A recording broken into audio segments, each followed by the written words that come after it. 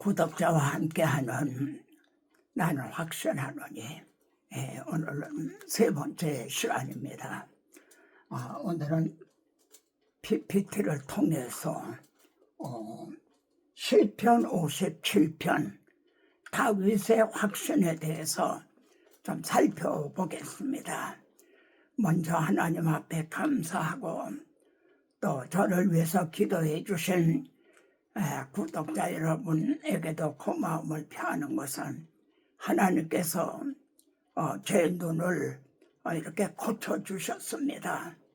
대학병원에서는 절망적인 얘기를 했었는데 이렇게 완전할 정도로 이렇게 고쳐주셨다는 감사한 말씀 전합니다.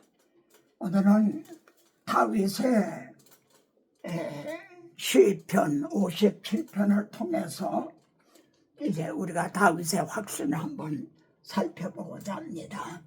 좀 글씨가 작아서 보시기가 좀 어려울 것 같은데요.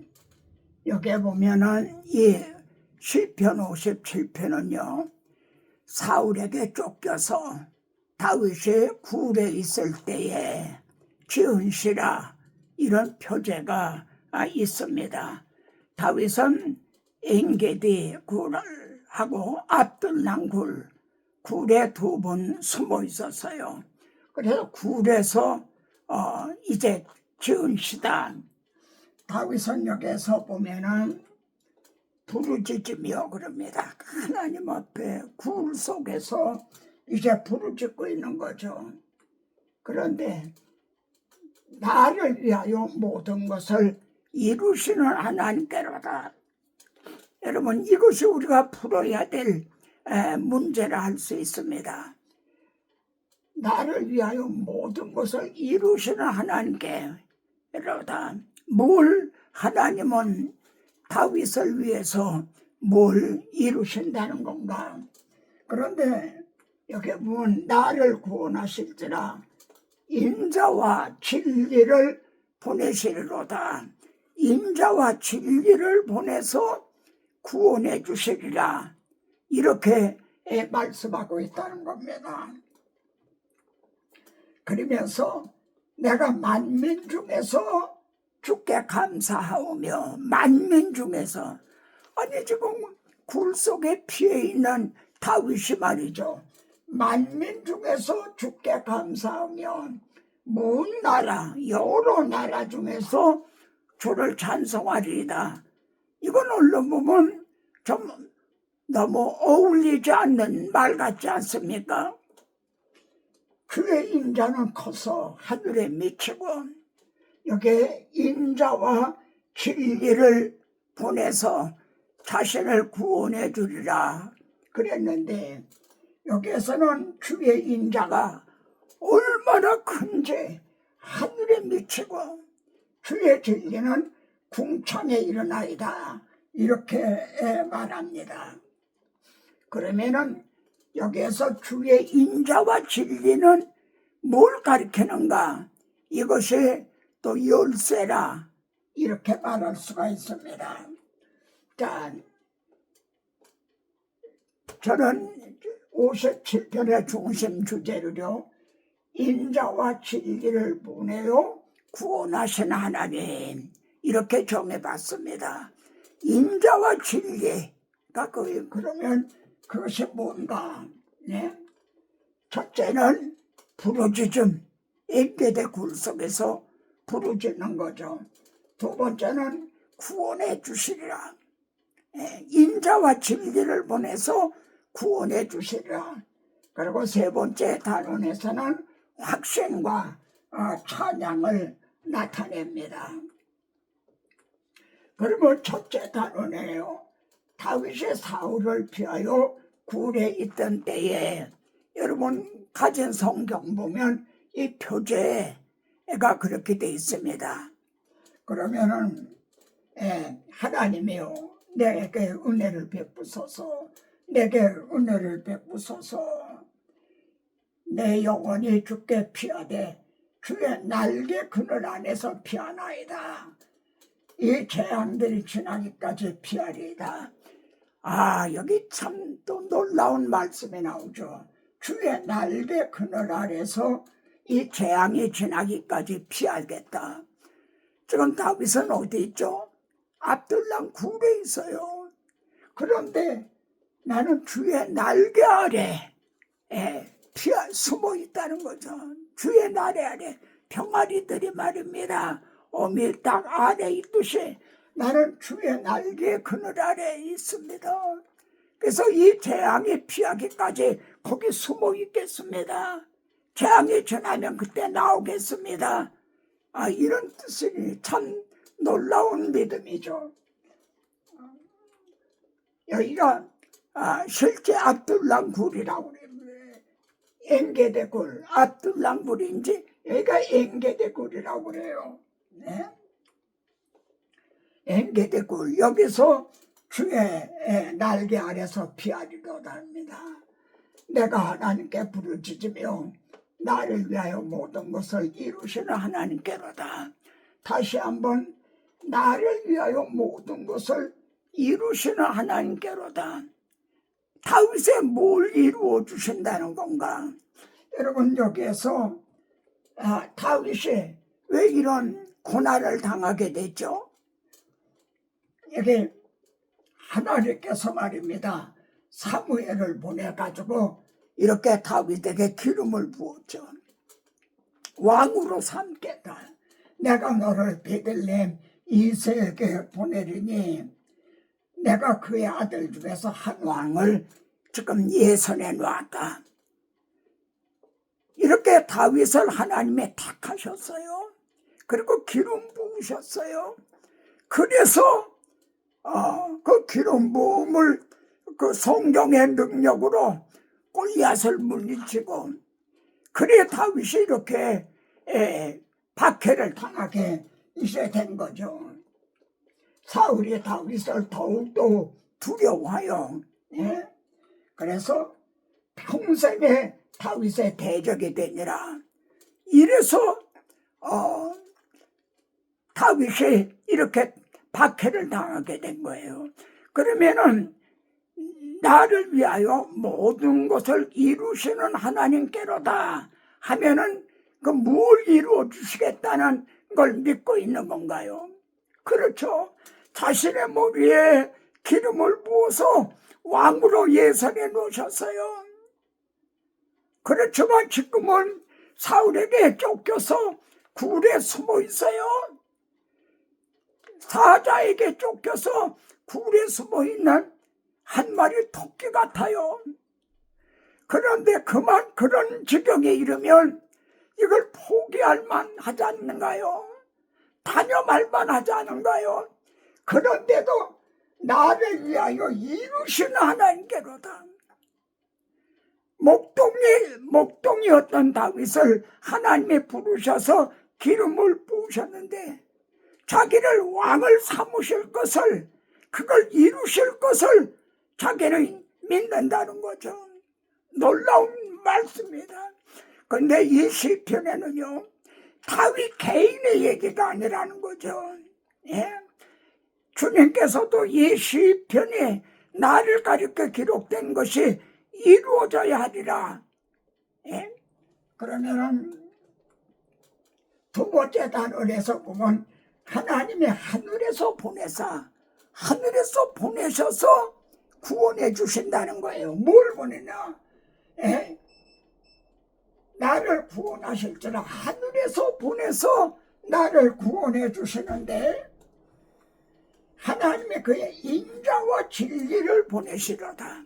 하늘에서 하나님이 보내시는데 인자와 진리를 보내셔서 자신을 구원해 주실 거.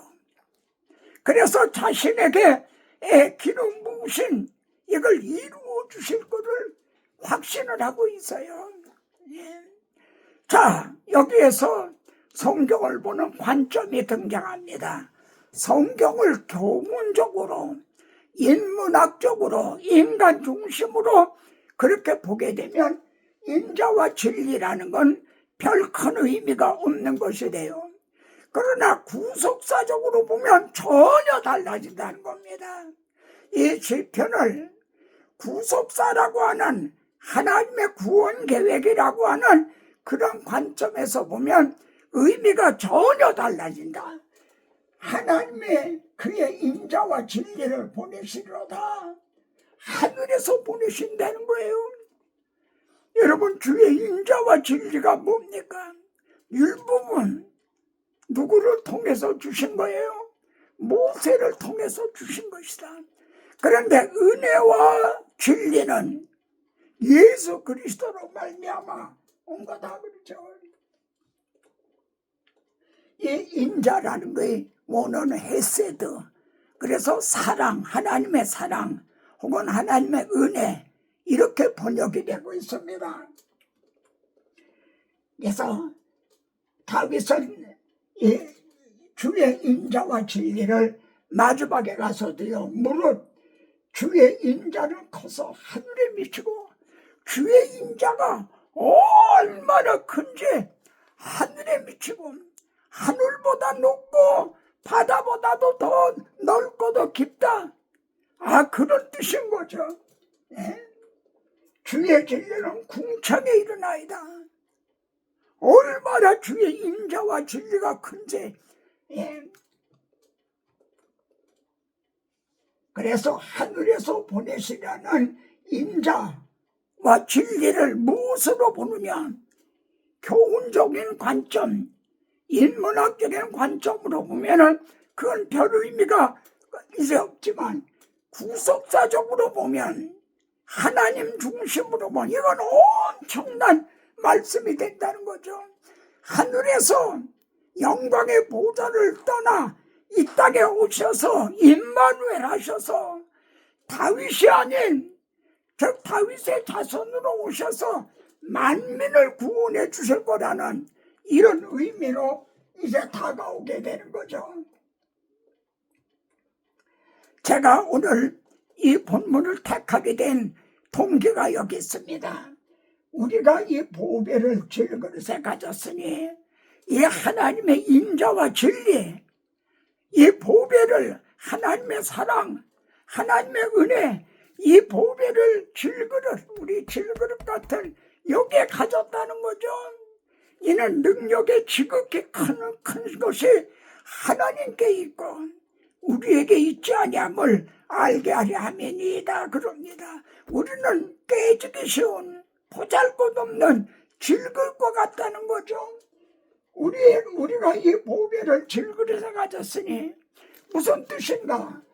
주의 인자는 커서 하늘에 미치고, 이것을 말입니다. 이 하나님의 사랑, 이 은혜를 나라고 하는 나의 믿음이라는 그릇, 이건 너무 간장 담는 조그만 종제기 같아서 말해요. 이 하나님의 인자는 커서 하늘에 미쳐, 이걸 어떻게 다 담아요?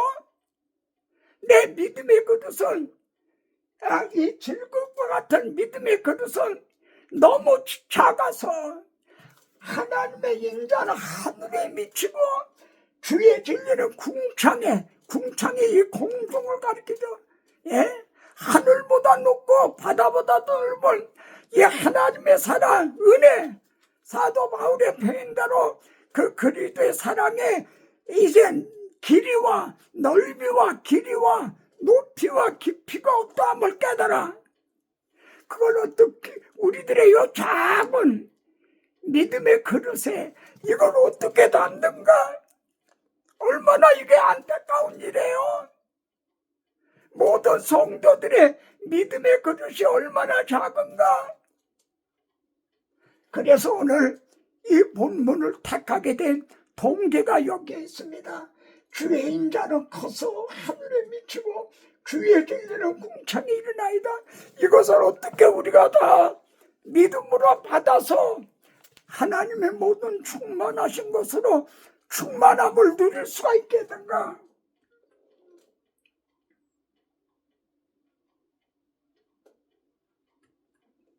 셋째 단어는 확신과 찬양입니다. 하나님이여, 내 마음이 확정되고 확정되어 싸우니 내가 노래하고 찬송하리이다. 내 마음이 확정됐다는 거 보면 다윗의 마음도 흔들린 때가 있었다는 그런 뜻이 되는 거죠. 그렇습니다. 우리 그리스도인들은요, 목석과 같은 사람이 아니에요. 때로는 흔들려요. 이 나침반도요, 흔들려요. 그러나 나겠다. 북쪽을 가리키죠. 오직 예수. 한때는 흔들릴 때가 있지만 오직 예수. 북쪽을 가리키듯 오직 주님 바라보게 된다는 거죠. 그런데 내 영광아 깰지어다 그럽니다. 내 영광아 깰지어다. 우리는요, 내 영혼아 깰지어다. 그런 말씀 많잖아요. 예? 내 영혼아 깰지어다. 찬양하라 내 영혼아. 그랬듯이 내 영혼아 깰지어다. 그럴 줄 알았는데 내 영광아 깰지어다 하는 게 무슨 뜻일까요? 여러분, 무슨 뜻으로 여겨집니까? 하나님의 다윗에게 기름을 부으셨어요. 그래서 왕으로 삼으셨어요. 왕으로 삼으셨어요. 근데 아직 나타나고 있지는 않은 거예요. 다윗 속에서 이렇게 잠자듯 하고 있는 거예요. 여러분, 꽃씨를 심으면 꽃씨 속에 입에 꽃이 있어요. 근데 그 안에 이렇게 잠자듯 하고 있는 거죠. 내 영광아 깰지어다. 이게 깨는 날은 뭐예요? 꽃이 피는 거죠. 다리아로 피고, 백합화로 피고. 내 영광아 깰지어다. 하나님께서 내게 기름을 부어 왕으로 삼으신 그날이 하나님이 모든 걸 이루어 주시는 그날이 어서 이루어지기를 바란다는 그런 뜻인 거죠.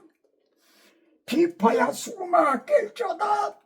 내가 새벽을 깨우리로다. 다윗이 여기에서 마음이 뜨거워진 거예요. 빨리 하나님을 찬양하고 싶고. 그리고 주님 오시는 날은 바로 시온의 영광이 빛나는 아침. 너희 마음에서 새별이 떠오르기까지 성경을 부지런히 살펴보라. 우리는 새벽을 기다리는 거죠. 새벽을 깨우리로다. 바울은 말입니다. 엥게드 굴보다 더한 로마 옥중에서 말이죠. 내가 주 안에서 갇힌 내가 지금 옥에 갇혀있지만 나는 주님 안에 옥 안에 있기보다 먼저 나는 주님 안에서 갇혀있다. 다윗도 주의 날개 그늘 아래 있다고 그랬죠. 이게 믿음인 거죠. 이런 사람을 세상이 어떻게 감당하나요? 이런 사람은 세상에 감당하지 못하는도다. 그러죠. 너희 안에서 착한 일을 시작하신 이가 그리스도의 수요날까지 이루실 줄 확신하노라. 그러면 여러분 속에는 뭐가 있죠? 영광이 있어요. 내 영광아 깰지어다. 여러분 속에는 벌써 썩지 않은 씨가 있어요. 씨로 거듭났어요. 그 씨로 말미암아 너의 죽을 몸도 살리시리라. 우리들의 낮은 몸이 주님의 영광의 몸과 같이 영화될 날이 온다는 거죠. 내 영광아 깰지어다. 아직은 잠자고 있는 것과 같아요. 이게 깨는 날이 온다는 거죠. 얼마나 영광스러운 시입니까? 다윗은 마지막에 5절과 마지막 절 11절에서 하나님이여 주는 하늘 위에 높이 들리시며 주의 영광이 온 세계 위에 높아지기를 원하나이다. 저는 여기서 주님이 가르쳐 주신 주기도문을 생각했어요. 하늘에 계신 우리 아버지, 이름이 거룩히 여김을 받으시오며 아버지의 나라가 임하옵시며 아버지의 뜻이 하늘에서 이룬 것 같이 땅에서도 이루어지이다. 하나님이여, 주는 하늘 위에 높이 들리시며 주의 영광이 온 세계 위에 높아지기를 원하나이다. 하늘에 계신 아버지, 이름 거룩하사 주님 나라 임하시고 뜻이 이루어지이다.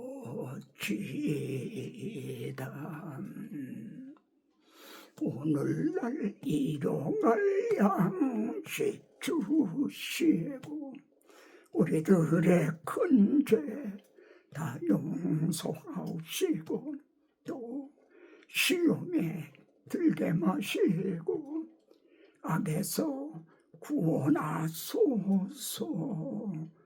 대개 주의 나라, 주의 권세, 주의 영광 영원히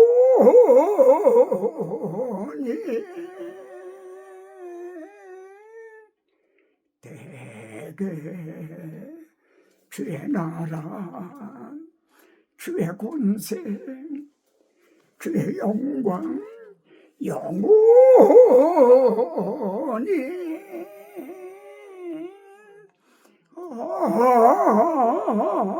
아멘. 아멘. 주의 영광, 주의 인자는 너무 커서 궁창에 이르고 주의 진리는 하늘에 미치고 주의 진리는 궁창에 이르나이다. 그런데 하나님이여, 우리들의 믿음의 그릇은 믿음이 적은 자들아 어찌 의심하였느냐. 다음 시간에 또 뵙겠습니다.